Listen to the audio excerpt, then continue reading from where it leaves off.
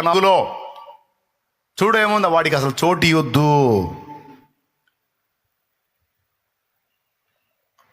దేవుని ఆత్మను దుఃఖపరచకుడి, అపవాదికి చోటు ఇయ్యకుడి. చదువు, ఒక్కసారి చదువు నైనా.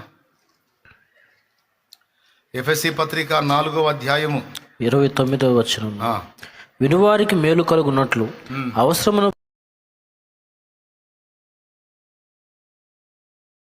క్షేమాభివృద్ధికరమైన అనుకూల వచనమే పలుకుడు గాని దుర్భాష ఏదైనను మీ నోట రానియకుడి. దేవుని పరిశుద్ధాత్మను దుఃఖపరచుకుడి. విమోచన దినము వరకు ఆయన యందు మీరు ముద్రింపబడి ఉన్నారు. సమస్తమైన ద్వేషము, కోపము, క్రోధము, అల్లరి, దూషణ, సకలమైన దుష్టత్వమును మీరు విసర్జించుడి. దేవునికి స్తోత్రం కలుగును గాక. మరి అపవాదికి చోటు ఇవ్వకూడని ఎక్కడ రాసుంది? మరి చదవలేదు ఏంది? నేను అది కదా చెబుతుంది. 27వ వచనం, అపవాదికి చోటు ఇయ్యకుడి. మరి నేను ఆ ముఖ కదా చెప్పింది, అపవాదికి ఇయ్యొద్దు అసలు. అయ్యలారా మిమ్మల్ని ఏమైనా ఇబ్బంది పెట్టానా?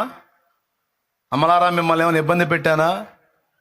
మనం ఉండవలసిన విషయాలన్నిటిలో మనం మెళకువగా ఉండాలి. ఎందుకంటే శత్రువైన సైతాను యుక్తితో పనిచేస్తున్నాడు. వాడు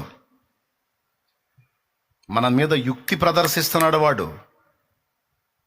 మనం వాడి తంత్రాలు ఎరగనోళ్ళం కాదన్నాడు పౌలు. వాడి తంత్రాలు, వాడి యుక్తులు, వాడి కుయుక్తులు, వాడి కుట్రలు ఎరగనోళ్ళం కాదు మనం.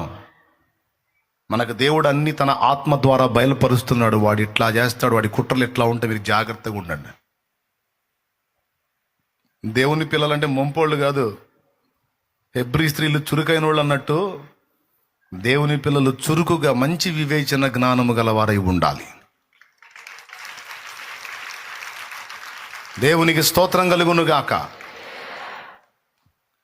కాబట్టి ఈ విషయాలన్నీ మీరు మనస్కరించి జాగ్రత్త పడండి. మీ ఆరోగ్యాన్ని జాగ్రత్తగా కాపాడుకోండి. మీ ప్రయాణాల్లో జాగ్రత్తలు తీసుకోండి. మనస్సుని ఒత్తిడికి గురి చేసుకోకండి. మానసిక క్షోభను పెంచుకోకండి, వదిలేసేయండి. ఫ్రీగా ఉండండి. దేవుని అందరి విశ్వాసాన్ని బట్టి ధైర్యంగా ఉండండి. అవమానాలు వదిలేస్తే రానివ్వండి, పర్వాలేదు. దేవుడి సెలవు లేకుండా ఏదీ రాదు. ఒకడు చొక్కా పట్టుకొని రోడ్డు మీద నిలేసాడు, స్తోత్రం. వాడి చేతులతోనే వాడు వచ్చి నీ కాళ్ళు పట్టేటట్టు దేవుడు చేస్తాడు. కనీసం నీ చేతులు పట్టుకుంటాడని చేస్తాడు. నమ్మి ధైర్యం తెచ్చుకోవాలి, కృంగిపోకూడదు.